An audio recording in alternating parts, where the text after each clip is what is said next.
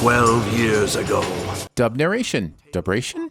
Also, the narrator says 12 years ago a nine-tailed fox suddenly appeared, but the subtitles say a long time ago a powerful demon fox appeared with 9 tails, and I don't know who to trust. That whole demon part feels like it might be important. Hold the attack! And then nobody does, including him. This feels like an attempt to foreshadow the 4th Hokage reference rather than an actual instruction.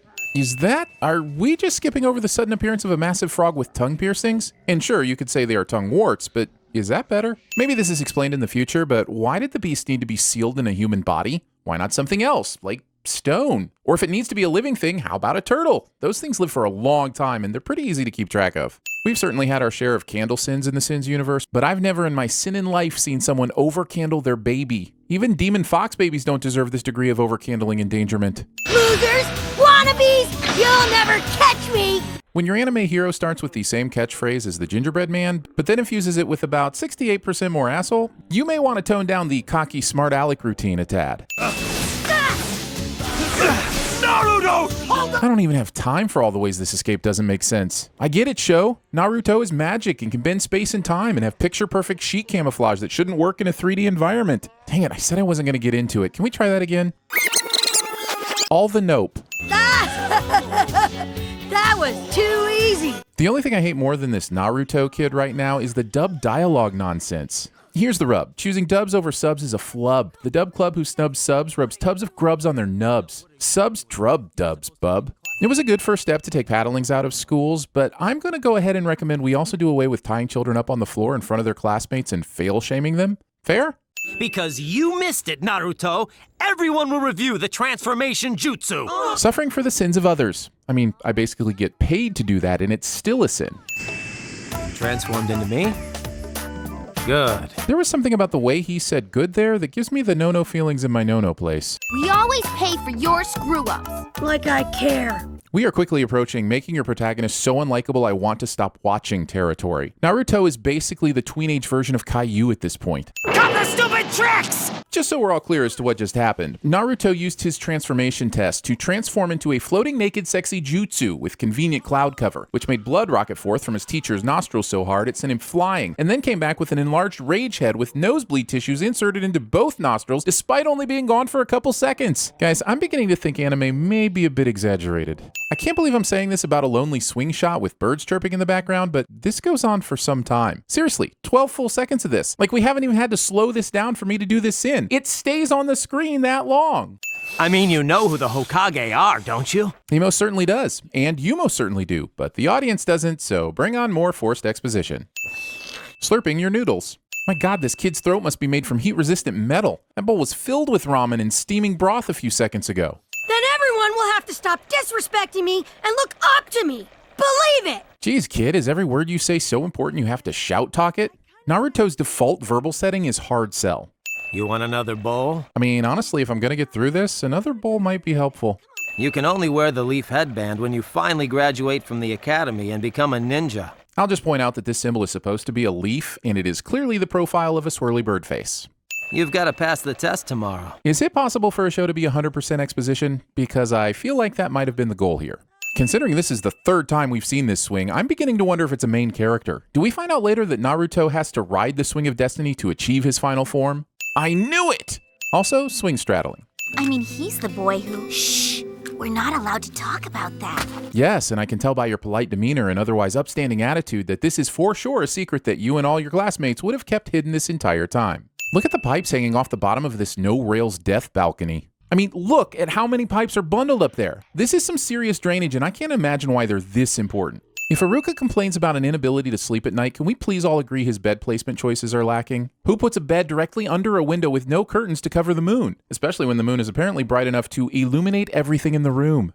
You mean the scroll of sealing? No! Yes, the scroll of sealing. Let me tell you about it as we yell to each other things we already know. Naruto has an armband accessory that I'm unable to ignore any longer. I mean, what a weird place to keep lipstick. Yeah, it's a good thing he got stabbed in his pre-existing leg bandage. Mizuki used you to get the scroll for himself, for his own power. Pro tip, when watching anime, anytime someone is surprised, pretend they're constipated. It works and it's hilarious, and is somehow also a sin. Also, we're not shown where the scroll was originally held or how Naruto managed to get it. I mean, it's pretty obvious it wasn't being hidden or guarded all that well, so the fact that it hasn't been stolen at all to this point is pretty impressive.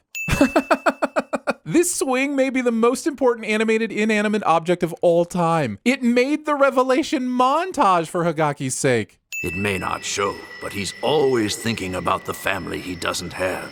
Flashback narration backstory exposition. Flashback duration position? Naruto clearly attended the Rickon Stark school of crawling away from things. I'll say it again for the back row. If you have the ninja speed and skills to place yourself between someone and a giant Death Star, you probably have the ninja speed and skills to just pull them out of the way and save you both. Although it was nice of him to line up his back with the bullseye for max visual appeal. When I lost my parents, no one seemed to care. Oh yes, this is the perfect time to wax poetic about your backstory. You know, while a murderous lunatic rages in the tree branches with another massive throwing star, in addition to the one already in your back. No rush. Fight can wait. You feel lonely and it hurts inside. And I could have been there for you more. Me, man. A full minute has passed and now he's bleeding tears and snot. This is a nightmare of emotion and I was promised ninja. Don't make me laugh! Not only is there no way he could have heard Iruka's backstory from the branches, but why is he not attacking? Kill the sensei, let's go! Wait, am I rooting right? Naruto! Roll animercials. This is not good. Right? Running on all fours like that is really bad form. I've seen people do the Naruto run, and this is not it. The seal that locks the fox spirit inside of him could be broken, and the beast could come out. How I describe my need for a bathroom break somehow ends up in the show. How did you know? That it was me and not Iruka.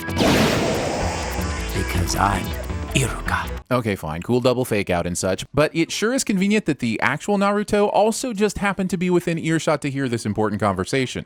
But his suffering only makes him stronger. That's it. I'm officially renaming this show Swing Kid. You know what they say about indicating your protagonist's loneliness? It don't mean a thing if you don't show that swing. Doo-wop, doo-wop, doo-wop, doo-wop, doo-wop, doo-wop, doo-wow. The road gets tougher now that you're a ninja. Or maybe the road gets harder because he has a demon fox living inside his body. Yeah, maybe that. You pooping?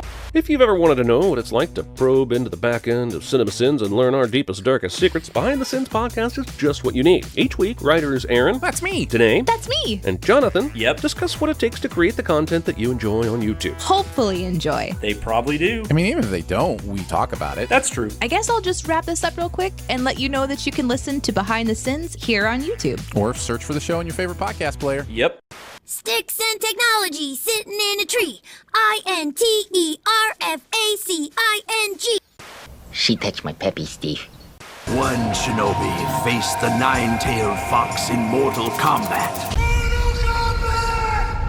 Order up. Hope you like it. This is really good. I am. And you know what the worst part of all is?